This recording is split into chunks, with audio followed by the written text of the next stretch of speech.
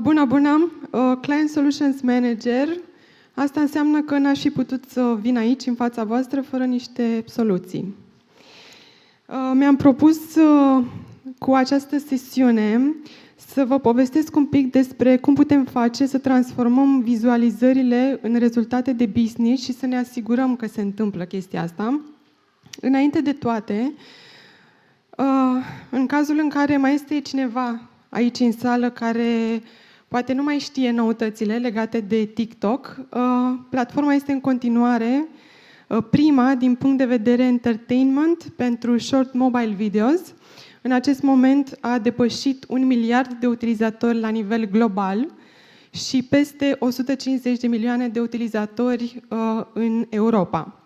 Iată, deci, o comunitate extrem de mare și o comunitate încă în creștere. Nu numai că suntem foarte mulți pe TikTok, dar ne și petrecem foarte mult timp acolo. Ce înseamnă? În medie, un utilizator își petrece pe TikTok cam atâta timp cât și-ar petrece urmărind un film, în fiecare zi. Și are și de ce? Pentru că este un conținut extrem de variat în aplicație, este unul foarte diversificat și continuă să se diversifice. Nu cred că este vreo nișă sau vreo categorie de conținut sau de interes care nu este acoperită în momentul acesta, iar feed-ul este în continuare personalizat. Știți deja ceea ce văd eu în feed-ul meu, nu vedeți voi, cel mai probabil, și invers. Fiecare are feed-ul construit în funcție de interesele pe care algoritmul le identifică că le are. Dacă e să ne uităm așa un pic printre categoriile de interes și care au câștigat foarte mult engagement în ultimul timp, avem odată BookTok. Este un conținut captivant, comunitatea îl urmărește, sunt deja peste 38 de milioane de postări din această categorie. Sunt creatori, sunt autori, sunt useri care își împărtășesc interesul și pasiunea pentru literatură și mai mult decât atât, World Economic Forum a menționat recent cum că BookTok ajută la creșterea vânzărilor cărților în format fizic. CleanTok. Cine s-ar fi gândit acum câțiva ani că am avea o reală plăcere și relaxare să ne uităm la cum oamenii își organizează bucătăria, rafturile, frigiderul, dormitorul, sufrageria și așa mai departe și cum curăță până la cel mai mic detaliu cât un raft sau orice colțișor al camerei. Iată 4,7 milioane de postări la nivel global. Unul din 3 utilizatori la nivel global pe TikTok are acest comportament de a căuta activ în aplicație diverse teme de interes.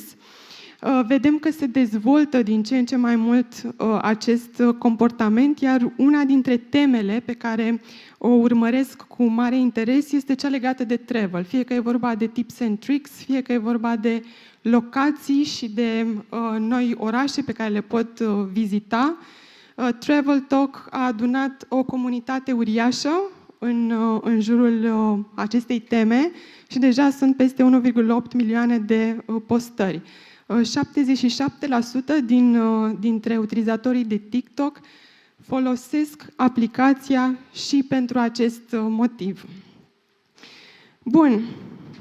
Asta ce înseamnă? Înseamnă, printre altele, că suntem în era conținutului și nu spunem doar noi chestia asta și nu vedem doar pe TikTok chestia asta. De exemplu, Adobe, conform studiului lor, spun că creșterea pentru conținut va crește până în interesul pentru conținut va crește până la final de 2025 de 5 ori. Avem niște provocări, nu? Ca advertiser pe TikTok. Lucrez de aproape 4 ani cu advertiserii care comunică pe TikTok și sunt 2 challenge-uri pe care ei le întâlnesc cel mai des în activitatea lor. Și în funcție de importanța lor, avem așa, odată, Pot vizualizările să genereze rezultate de marketing și de business? Răspunsul este da, dar o să revenim puțin mai târziu. Și apoi cea mai des întâlnită provocare este cum facem să ținem pasul cu cererea tot mai mare de conținut și cu nevoia de a urmări conținut video, iată, atât de mult pe parcursul unei zile. Lucrurile sunt simple aici din punct de vedere creație și conținut, pentru că pe TikTok și împreună cu TikTok aveți la îndemână o mulțime de soluții care să vă ajute să creați conținut. Există platforma Creative Center, unde aveți o varietate foarte mare de surse de inspirație, că e vorba de conținut și de hashtag-uri în trend, că e vorba de diverse insight-uri legate de cum performează ad-urile, care este topul ad-urilor care au performat cel mai bine, împreună cu o analiză a fiecăruia dintre ad-urile respective, astfel încât să obțineți inspirația de care aveți nevoie ca să creați propriile ad-uri. Veți putea vedea acolo, de exemplu, ce au în comun cele mai performante ad-uri pe TikTok, că vorbim de hook, acele prime câteva secunde din video, că vorbim despre call to action. Acolo este locul în care vă puteți inspira. Mai mult decât atât, tot acolo puteți comunica cu un bot care, pe baza briefului vostru, va putea să genereze un script sau chiar mai multe variante de script și nu doar pe baza briefului vostru, ci și pe baza insight-urilor pe care le are și a performanței campaniilor pe TikTok. Avem inspirația, avem insight-urile, avem scriptul și iată că putem să producem foarte ușor și creativele. Tot pe TikTok aveți la dispoziție platforma Symphony, iar acolo puteți să vă folosiți inclusiv de avataruri, de AI, care pe baza scriptului pe care voi îl transmiteți vor produce contentul de care aveți nevoie și vor face chestia asta adăugând și acea notă umană de care conținutul, nu doar pe TikTok, are nevoie. Conținutul care să ofere relevanță și conținutul care să fie totodată suficient de variat încât campaniile voastre să funcționeze. Și o altă soluție pe care o aveți la îndemână pentru a produce creație pe TikTok este pur și simplu accesul la o rețea foarte mare de parteneri TikTok, adică agenții de creație de la nivel global, cu care puteți lucra într-un timp foarte scurt creație. Și iată, creație at scale, așa cum vedem că este nevoie din ce în ce mai mult. Am vorbit de creație și cum o generăm. E vorba că trebuie să și aducem acest content în fața utilizatorului, iar în acest moment cea mai performantă soluție prin care puteți să faceți chestia asta este campania de tip Smart Plus. Este campania care simplifică crearea campaniilor, generează automat zeci de ad-uri, plecând doar de la câteva videouri și ad copy-uri și optimizează foarte bine livrarea lor, mult mai bine decât o fac campaniile clasice. Întorcându-ne, pot vizualizările să genereze rezultate de business. Știm chestia asta deja și un exemplu este și reclama Nike, lansată în 2018. Dream Crazy a condus în doar 3 zile de când a fost lansată la o creștere cu 31% a vânzărilor. Știm cu siguranță că vizualizările duc la rezultate. Știm cu siguranță că vizualizările nu doar pe TikTok, ci în general pe platformele video aduc rezultate. Provocarea apare în momentul în care știm că este user journey-ul este unul foarte complex. Și atunci, cum facem să măsurăm acest user journey foarte complex, în care știm că utilizatorul vede un ad pe TikTok, apoi se duce și comunică cu prietenii sau mai vede un ad în display, mai vede un ad outdoor, un banner. Și abia după acești mulți pași, poate că adaugă produsul în coș. Ne bucurăm că avem o conversie, dar iată că nu avem o conversie pentru că după câteva zile produsul rămâne în coș, după câteva zile achiziția se face în magazin. Lucrurile sunt din ce în ce mai complexe și mai ales în contextul acesta de cerere și de consum de conținut video. Când intră TikTok în scenă, lucrurile se complică chiar și mai mult. De ce? Pentru că știm că aproape 60% dintre utilizatorii care au spus că au cumpărat un produs pentru că l-au văzut pe TikTok, au făcut chestia asta abia la câteva zile după ce au văzut ad-ul pe TikTok. În general, comportamentul este acela în care văd un ad pe TikTok, își continuă sesiunea de scroll, chiar dacă sunt interesați de ce au văzut în ad-ul respectiv și abia la câteva zile distanță fac acțiunea pe care ne-o dorim cu toții și anume de a face achiziția. Asta ce înseamnă? În mediul actual de business, de marketing, cel în care măsurăm performanța campaniilor într-un mod destul de clasic, fie bazându-ne pe soluții last click sau bazându-ne pe soluții care, chiar dacă nu sunt last click, pur și simplu nu pot să măsoare o vizualizare sau nu pot să măsoare o impresie.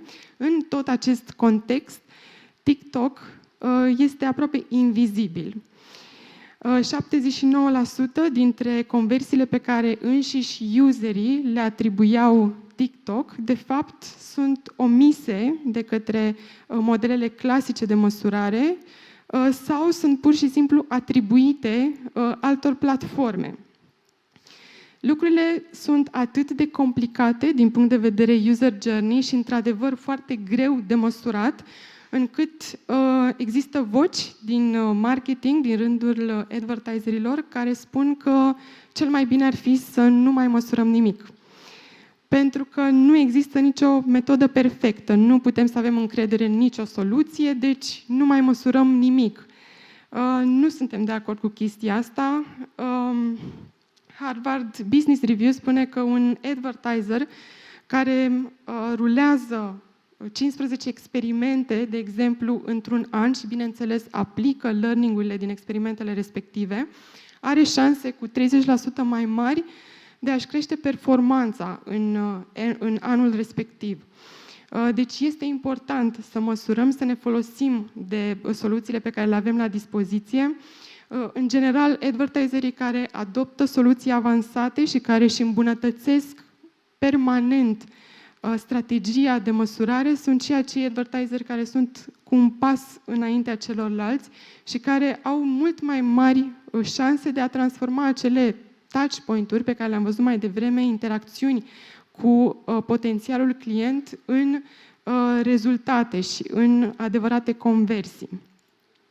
Acum, printre voi, dacă există și persoane un pic mai tehnice și interesate de partea asta, atunci această imagine și acest slide sunt convinsă că va fi interesant. De ce?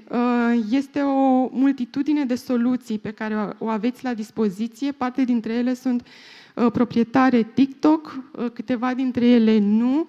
Noi le recomandăm pe toate ca parte dintr-o strategie sănătoasă de learning, astfel încât să puteți măsura pe termen lung campaniile voastre și să puteți înțelege exact cum au performat și să puteți să validați și să reconfirmați inputul pe care platforme video, cum este TikTok, le au în planul vostru de marketing și overall în rezultatele pe care le aveți de business.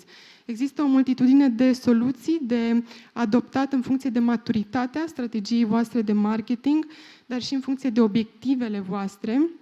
Soluții de la cele mai banale, cum ar fi split testul, în care pur și simplu testați care creativ funcționează mai bine și pe care îl păstrați pe un termen mai lung în campania voastră, până la soluții ceva mai complexe, cum ar fi multi-touch attribution și media mix modeling, genul de soluții care răspund la niște întrebări specifice, cum ar fi care este acel canal care mi-aduce cel mai mare ROAS.